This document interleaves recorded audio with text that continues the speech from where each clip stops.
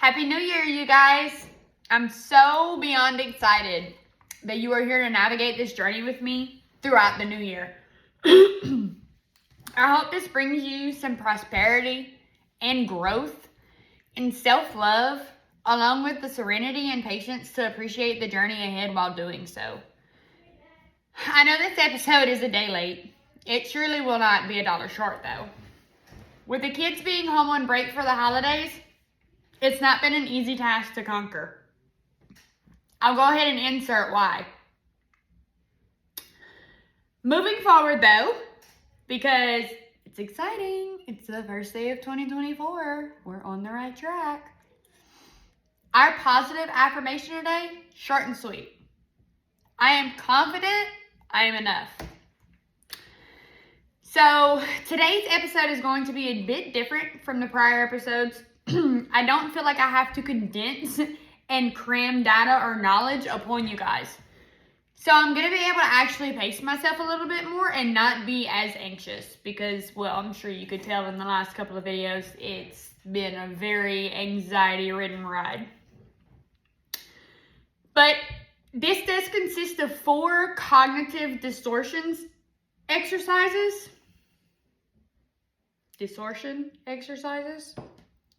which I've purposely chosen in correlation to the disassociation method. I've designed these 4 distortion exercises in hopes to guide your mind. So, like, we might actually even be able to give your mind a little kickstart or boost, right? That's what we're going to try for. But I want to kickstart your mind to start wanting to manifest and needing to manifest to see the different angles in each thought. The starting point to doing this is being able to fluently identify and understand the following. Whenever you're looking at a cognitive distortion, you're going to need these 5 main things, right? This is what you're going to look for. When, seed, justification, what, and why.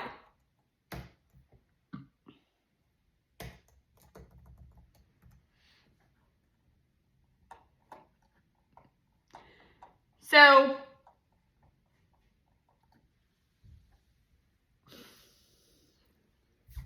scratch that. You're going to need to know 6 things whenever it comes to cognitive distortion. When, seed, justification, what, why, overcoming. So let me go ahead and give you all the things that you need to look for to identify these things, right? For when, you need to be able to identify when to use the disassociation method. For the seed, it's being able to identify the origin of the thoughts. For number 3, justification. You need to understand why you justify the thought. And, more so you contend the resumption. So you just blatantly ignore and throw it over your shoulder and completely ignore the fact that this is a reoccurring happening thought. And we're just going to not look at it, right? So then you need to look for what. And looking for what, you need to look for what happens if you don't apply the DIS method. And that's what I'm going to call it from now on because all these S's are really throwing me off. I had a lisp until I was about 5 or 6 years old. Could not enunciate shit for nothing. So, yeah, all the S's kind of throw me off. So we're going to go ahead and lead with DIS method, right? So you need to know why you should use the DIS method.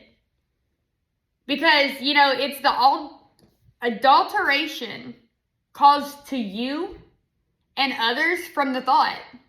So it's merely a wrongdoing altercation of what's going on. It is a dirty version of what it should be, right? And that's happening to you and others, not just you. And then you need to know how to overcome it by using the DISC method.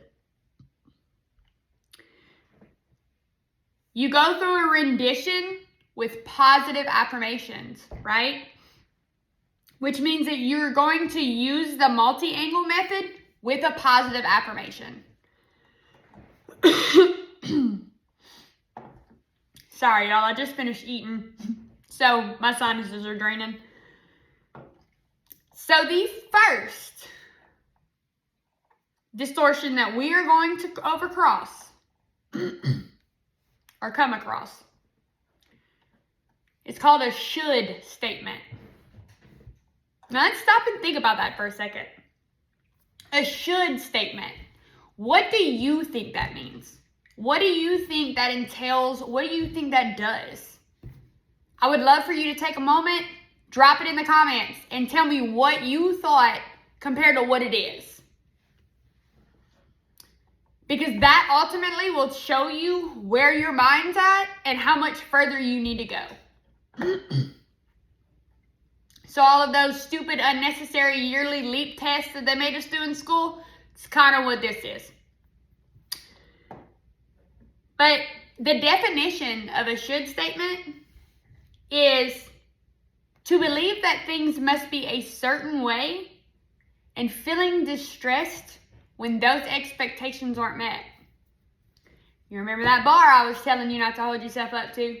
Because you'll fail every time. Here we go. In result, this will lead to unrealistic demands and unnecessary guilt. So now we're going to move on to win. And this is common thought examples, right? So this is commonly thought in a should statement scenario. I shouldn't need help. I should do everything myself. And y'all, I am so guilty of this one in particular. Like, it is my top 10 of what I'm guilty of. Not even kidding. I would rather do it myself than have to ask for help, because if I get told no, I feel so much worse. So I don't even put myself in the option for getting turned down at all. It scares me. The next one, I should always be perfect. You know, we use that should statement a lot. And I say we because I'm pretty sure all of us do it. But the problem is that bar that society holds us to, remember? That's where that stems from. That's where it comes from. And we inevitably put ourselves at that bar. And that's not okay, because nobody is perfect. Not a single thing is perfect. I don't even care if it's an AI computer designed to be a human. It's not going to be perfect. Software has bug issues all the time. Everything that you build, no matter if it's out of metal, wood, iron, whatever it is, it's going to have some kind of fault. Nothing is perfect. So now we're going to move on to the seed of should statements. This, I love these. Love, love, love them. Let me tell you why. Because if you don't dig up that root for that tree that's giving you hell, you're not going to move on. You're not going to fix it. You're not going to move past it. You're not even going to deal with it. I love being able to find the seed of whatever is causing me such down grief on myself. I love finding the seed. It is my aha moment. So let's dive into it. Whenever you try to find the seed, you are looking for identifying factors of where these thoughts originate from, right? So you have to start kind of thinking about like what kind of scenarios or situations you would have been in, while you were being brought up, that would have caused you to push out these survival skills or mechanisms, right? So the seed for should statements is traced back to your upbringing or past experiences that emphasize rigid rules or ideals, right? Which is also further reinforced with statements like, you should always try your best, or you should never ask for help. I'm also guilty of this one. I tell my kids all the time that they should always give their best effort. Always try your best. I did not know until I actually composed these exercises for y'all that I was inadvertently setting my kids up for failure. As their mother, I am setting them up for failure. So this journey isn't just for you. It's for the kids. It's for your husband. It's for your wife. It's for whoever has to deal with you on a daily basis, day in and day out, that loves you enough to put up with your shenanigans and bullshit, right? It's in learning about all of these things that you realize just how much you actually start the next generational curse. And I don't know about y'all, but I know I didn't like the one I was handed for my generational curse, so I'm damn sure not trying to pass any down. So next we have justifying. So whenever you're looking for the justification, right? But more so in a should sentence, you need to understand why and how you contend these thoughts in each resumption, in each recurrence. Why do you let these thoughts keep going on back to back, week after week, however time spanny they are? Why do you keep letting them happen and throwing it over your shoulder like, it's whatever, I'll deal with it next week. You know, I don't really want to deal with that right now. You have to look for and understand why and how you do this. So for should statements, they stem from personal values or upbringing. So remember, we had just talked about the seed, right? And it goes back to your upbringing or past experiences that emphasizes rigid rules or ideals. So the justification side of that is you're going to automatically default that, well, it's okay because that's how I was raised. Or, I mean, that's how my mom and dad were, you know, it's fine. Just gonna brush it off. No, that's not okay. Once again, you're leaning on that word but, and you're being an asshat. It also comes, though, the justification also comes for should statements from the need to strive for ideals or standards. That one's pretty much self-explanatory. I don't think I need to elaborate. But moving on to the next one, then we have what, right? In looking for what, you need to be attentive and recognize the feelings that result from these thoughts, right? So you're looking for the what. You're looking for what happens if I don't disassociate this thought, right? Well, for sure statements, you will inadvertently feel guilt, frustration, resentment, and anxiety. Now, I don't know about y'all, but that's kind of at the top of my list of all the shit that I feel on a daily basis, right? So, just by using sure statements, you are exposing yourself to these 4 that are just pinpointed in this exercise. I'm sure there's more that fold after. But it's crazy to think how connected and associated everything that we go through is to our thoughts. It's such a simple thought of what it means, right? That's deemed by society. Nobody would ever categorize a thought as the entire makeup of who you are, or what you do, or what you choose to do, or how you choose to behave or react, or nobody would ever say, well, that's because, your thought process is a little whacked. No. They're going to say, well, that's who you are. That's your personality. See what I mean about that multiple personality disorder bullshit that I thought I was going through? It's not. It's not. It is your thoughts. It is your unorganized, untaught thoughts. And all you have to do is reconstruct them. Next, you're going to look for the why, okay? This why is very important because it is what you have to look for the outcomes of how it affects you and how it affects everybody else around you, right?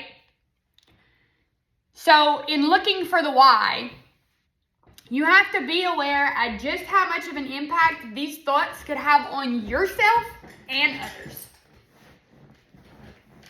So let me give you an example, 2 examples for each one, for yourself and for others. Y'all, I'm sorry, my hair's really bothering me because it's flapping around back there. So the first reason why for yourself is the self-criticism and guilt whenever expectations aren't met, right? So by using these should statements, you are for sure setting yourself up for failure, right? So whenever you fail, even in the tiniest bit, let's say, I don't know, quick rundown scenario at the office. You were supposed to turn in a paper. You turned in a paper, but it was 3 words short, right?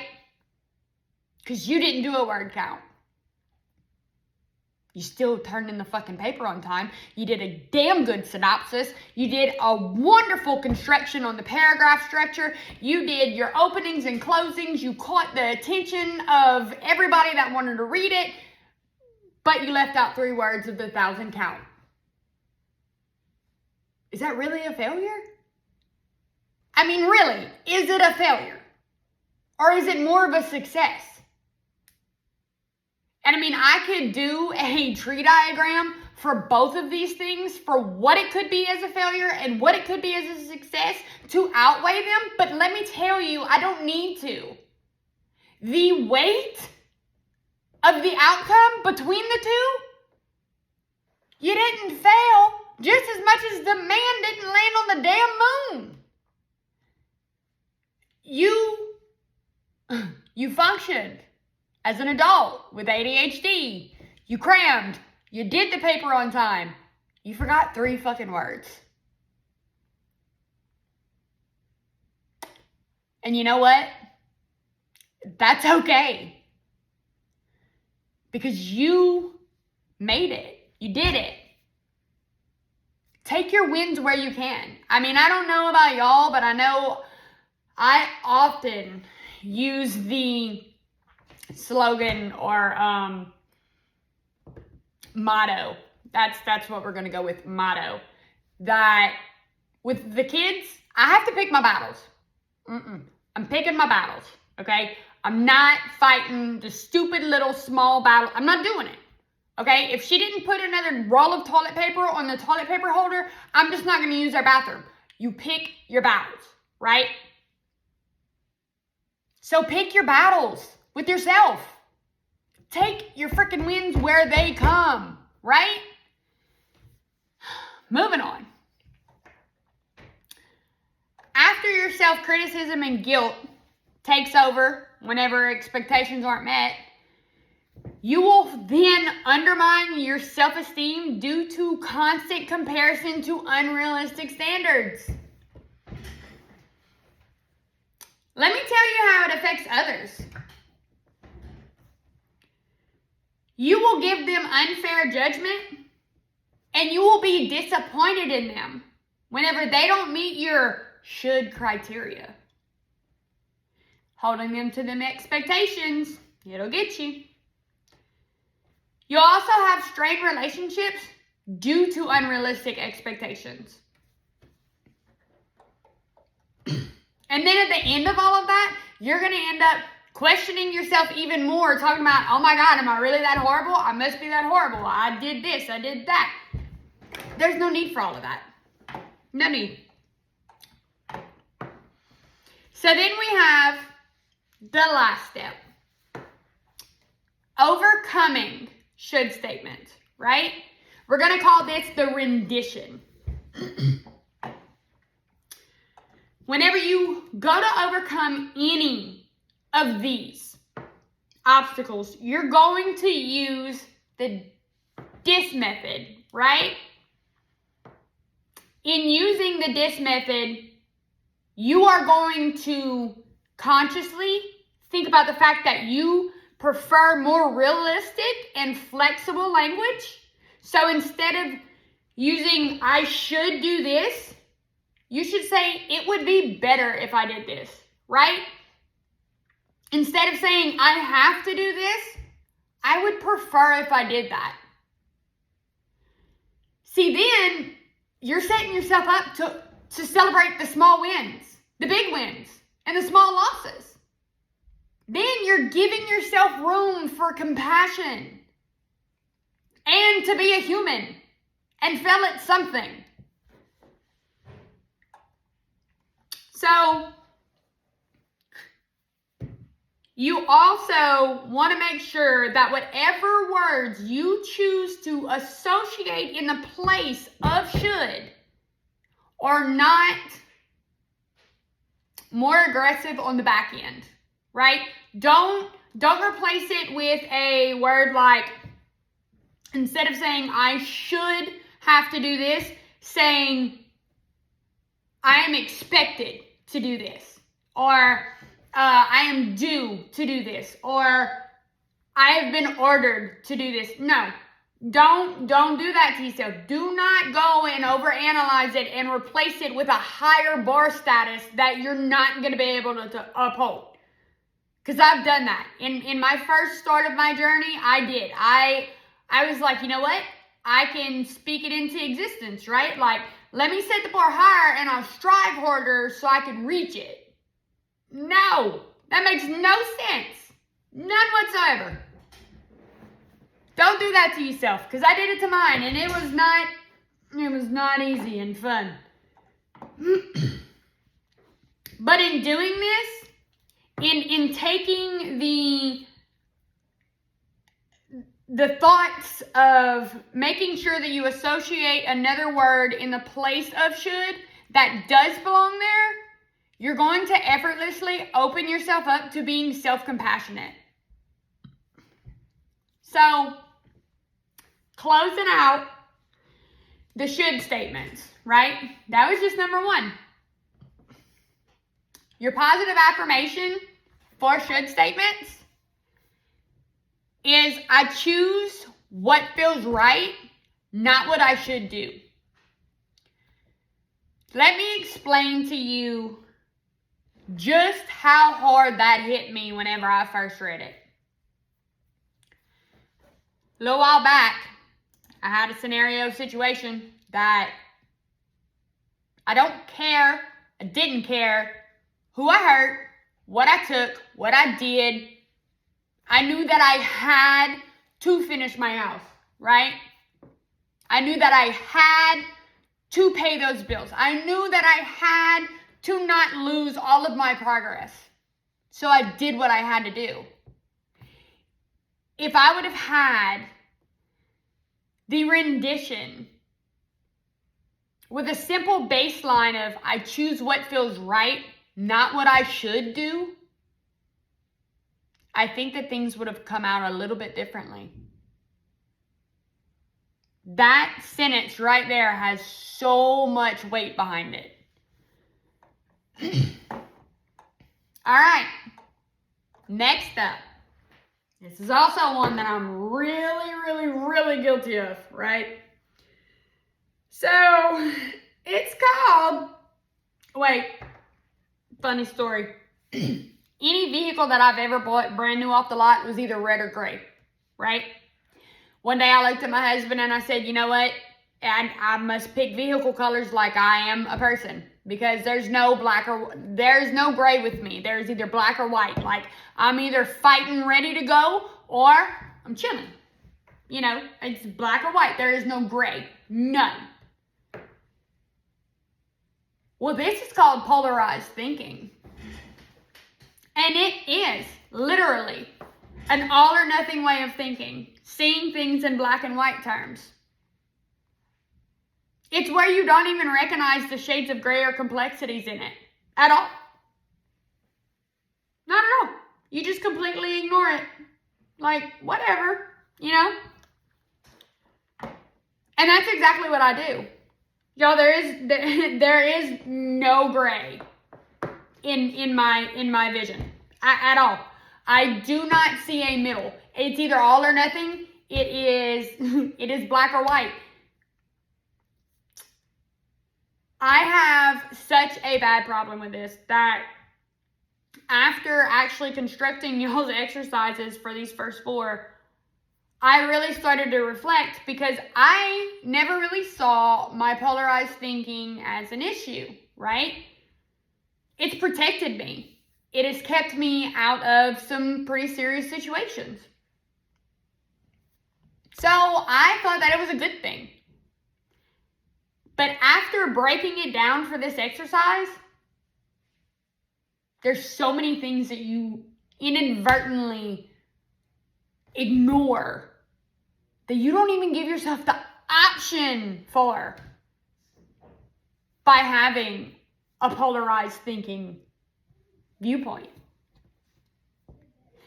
So let's get into it. We'll start off with the win. So your common thought examples: if I'm not perfect, then I'm a complete failure. If they aren't with me, they are against me. Moving on to the seed. And this made a whole lot of sense whenever I started breaking it down. The seed for polarized thinking stems from a childhood experience where expectations were rigid and external achievements were highly praised. Creating a false belief that success would equal being perfect, and anything other than perfection is failure. This results in feeling in control when viewing things in a polarized manner. Y'all have always said I had control issues. All my life. I've never tried to lie about it. Never, not once. I know I have control issues. If things are not in my reach of control, I absolutely spiral. And it's not even in a, oh my God, I'm going to fall on the floor crying kind of spiral. No. It's a, I'm about to swing at whoever I need to get shit back into order. Like, it's bad. Throws my anxiety through the freaking roof. Just the mere thought of things going wrong, right? Well, now we're going to move on to justifying, right? You need to understand why and how you contend these things, these thoughts in each resumption, in each recurrence. Well, let me give you 2 reasons why. Actually, 3. Offers a sense of certainty. So, in thinking in a polarized manner, you give yourself a sense of security, a sense of certainty, a sense of control. Well, I guess that's my number one reason, right? It also is very justified by you knowing or thinking that your roots come from a desire for validation, right? So it stems from having to be validated as a child. And then you can justify it by just being afraid of failure, right? Like, if I don't go and step on the edge of that bridge, then I'm definitely not going to fall off. So I win, right? At least that's how our minds are set up to work. So now we'll move on to the what. And the what for polarized thinking takes a little bit more of a dive or effort. Takes more of an effort. Because in the what of polarized thinking, you have to be attentive and recognize the feelings that result from these thoughts, right? That happens without using the disassociation method. These four things, these four feelings are extreme pressure, anxiety, disappointment, frustration. I don't know about you guys, but that makes a hell of a lot of sense. So now we'll move on to the why. And in finding the why, you have to just be aware of just how much of an impact these thoughts could have on yourself and others, right? So let me tell you what this why does for you. It drives perfectionism, which is very unhealthy, which ultimately leads to burnout. I know damn good and well I speak for everybody with ADHD. You get burnout more often than you do have energy, right? And we're all told it's a hyper disorder disease. Where the fuck's my hype at? Because it then got up and went. It gone. Because we get burnt out because we overanalyze and we overhold ourselves to these substantial freaking bars of society. And it's exhausting. And then that also leads to negative self-image when expectations aren't met. As far as for others, it gives an unrealistic expectation in relationships. But it also hinders interaction due to judgments. Because you already have this predisposed judgment against them. Because, well, maybe they, hit the back of your car. But their kid was screaming in the back seat and they were trying to help him and he was choking, right? But you only see the fact that they hit your car. Well, that's not fair, is it? Like, the kid was choking, could have died. He did a fender bender. But you're still going to be mad because you see black or white. Like, no, you shouldn't. You should have put the car in park. You shouldn't have kept going, right? That's whenever we start trying to throw the common sense method on them. But to overcome this,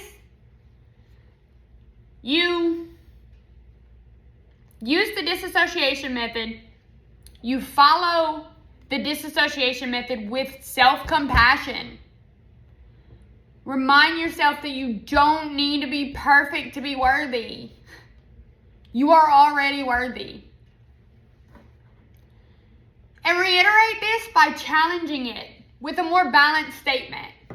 Sometimes I win, sometimes I fail. Rather than using one-sided words like always or never. Celebrate those small wins. Any progress at all, no matter how small, is still progress. A forward motion keeps you going forward. Therefore, no declination in your progress means you are progressing, right? It doesn't matter if you only progressed a half of a millisecond. You still didn't go backwards, so you're still making forward movements of progression. Celebrate those small wins. Take them as they come. Embrace them, right? Learn from them. Because if you can win on a small scale, you can eventually make practice into perfection. Not that you're going to be perfect, but you can reconstruct your thought process to be more positive, right? So let's move on to number 3. I also have a bad habit of this one too.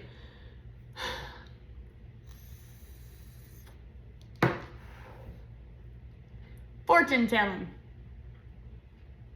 Anybody want to give me a good guess on what that means? What the definition is?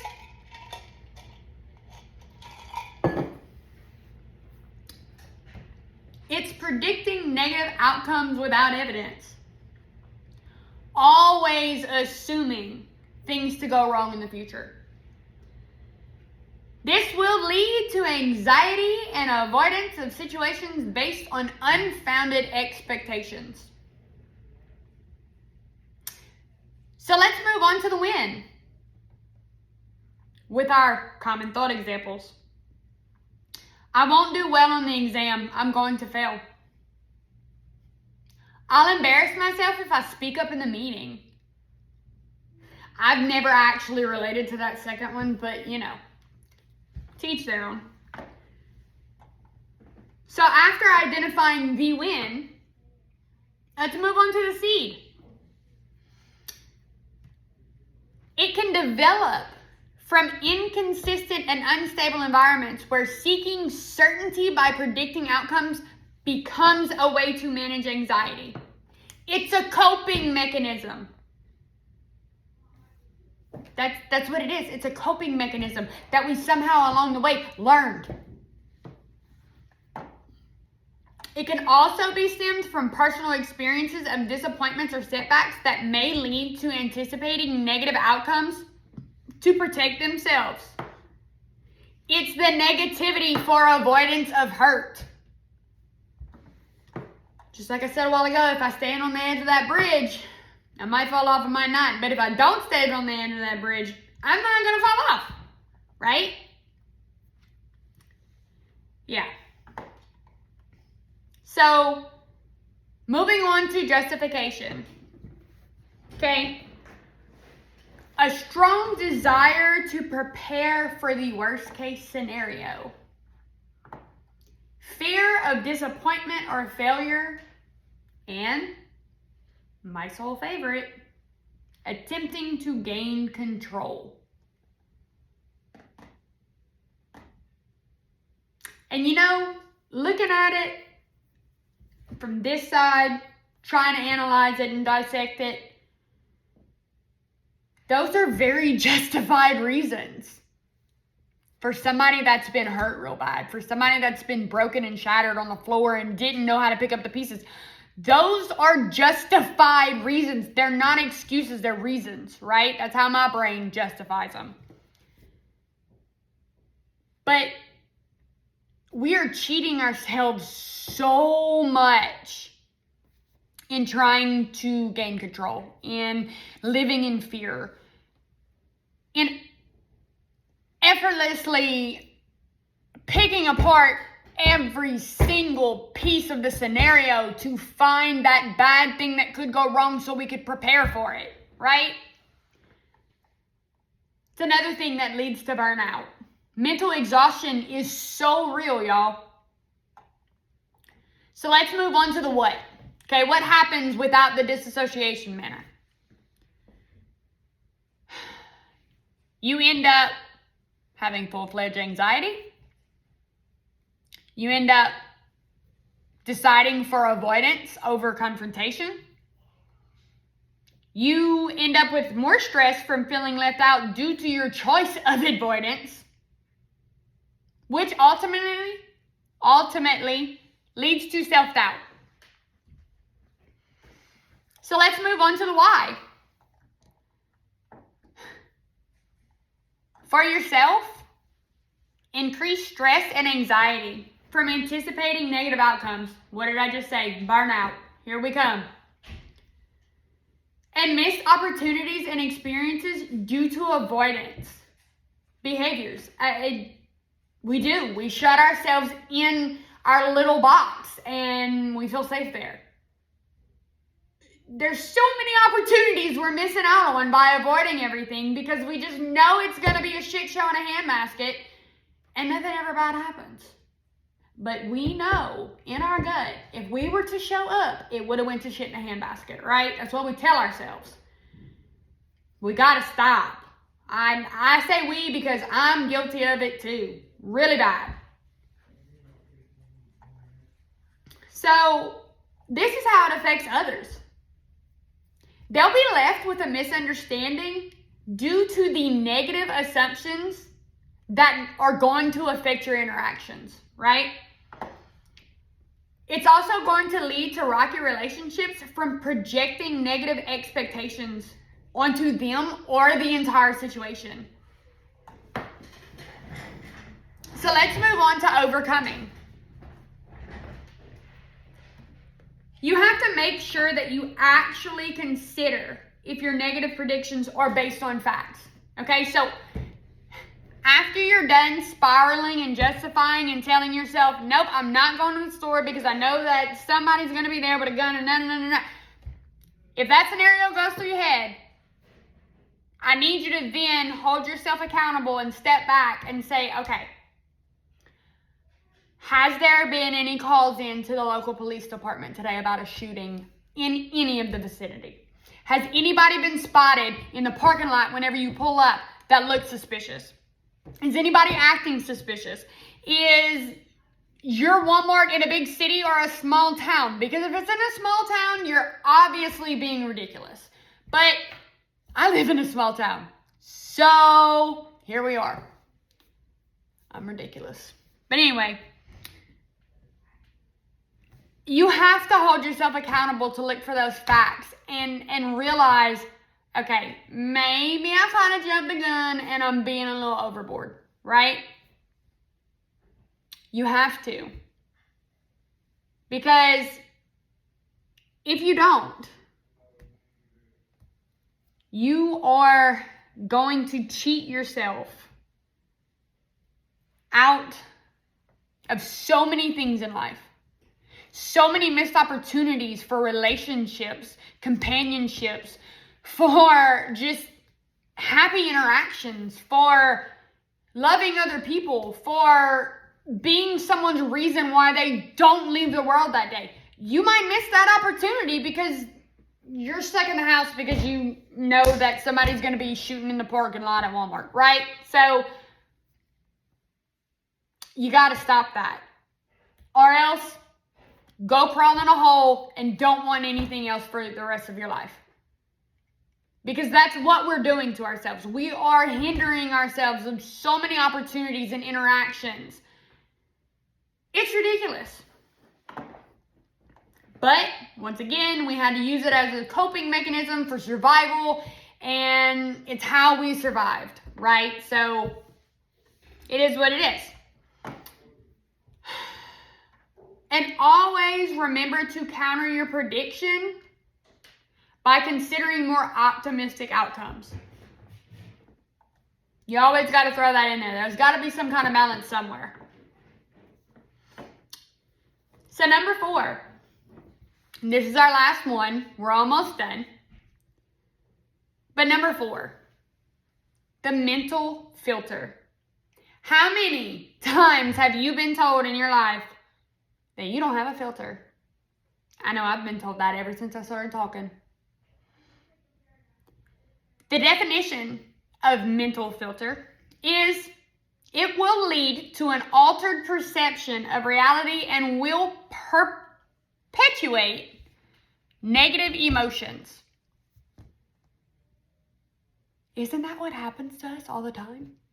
Isn't that what happens whenever we lay there in bed because we're sick, and then somehow or another our reality perception gets twisted, and in our minds we should not be able to lay in the bed because we're sick, we're worthless because we're sick, and then we start beating ourselves up because we're worthless, because we're sick, right?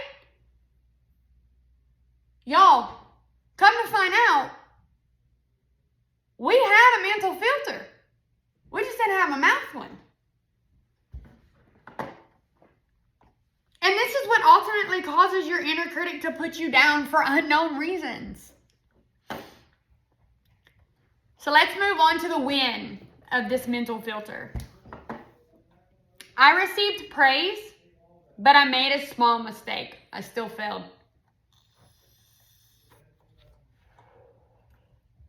Everything is well, except for one thing I messed up. Even in my achievement, and y'all, I've done this to myself many a times. Even in my achievement, one criticism outweighs everything. I've failed. We've identified the win. Let's move to the seed. It stems from someone having to constantly be hyper vigilant to an emotional or physical threat. Y'all, that's been all my life. All my life. Like all my life I've had to fight, right? It'll lead to a disregard of positive input and data, hindering your mood and perception. Let's say that one more time for the people in the back. It will hinder your mood and perception. This mental filter will make you sad, empty, hateful to yourself for no reason. And all my life I've been told I didn't have a filter, right? So let's move on to the justification of it. So the way that we justify the filter is we have a fear of overlooking potential areas for improvement. It's me all the way. We also have a perceived need for perfection. After that, we're going to move on to what? So what happens without the disassociation method? You wallow with pessimism, low self-esteem, dissatisfaction, and self-criticism. Now let's move on to the why. For yourself, demeaning your self-worth because you're too focused on any shortcomings of the situation, and just being absurdly oblivious to any accomplishments and positive angles to a given situation. How this affects others? You'll negatively interpret the perception of others' actions, which will ultimately lead you to a full misunderstanding to give them. So like they're ultimately going to really misunderstand that you have seen them through the perception of being negative. And you automatically wrote them off, right? And they're like, I don't even understand what I did. I know I've done it. But it also results in heavy and negative outcomes for any and all relationships because only negative aspects are emphasized. Those people that only focus on the negatives. That's you. You will hinder every single companion and relationship that you have because you're only going to dwell on the negatives. And nobody likes a negative Nancy. So let's go to overcoming this, right? In your rendition to overcome this, you need to give yourself a reality check by acknowledging both the positive and negative angles of a situation, which will give you a gain in a balanced perspective, okay? You weigh it out. You teeter-totter on the weights, right? You balance it out. You look at the good and the bad. We've got to start learning how to be gray, y'all. And no matter how minute, always strive to make the conscious effort to recognize and appreciate positive elements or outcomes. Don't look at something, think it has a negative outcome coming, and then whenever it's not a negative outcome, consider yourself a failure because you predicted it wrong. And then you put yourself in a shitty mood the entire time that it was going on and nothing bad happened. And now you feel like shit because you've been an asshat because you thought that something negative was going to happen, right? Your positive affirmation to combat this: I acknowledge the full spectrum of experiences and choose to see the good alongside the challenges. We're not asking you to completely ignore what could go wrong or what could happen. I'm just merely asking you to see both sides of it. Weigh it out. Look at it from all of the angles. Put yourself in those shoes. And accept it. Just accept the fact that you can't control everything and you're not going to be able to do everything, and that's okay. Y'all, it's okay. So, I guess we'll go ahead and end there. And I will have another step for tomorrow. And tomorrow's step is actually going to introduce us to the heavier side of regenerating our thoughts and the way that they work.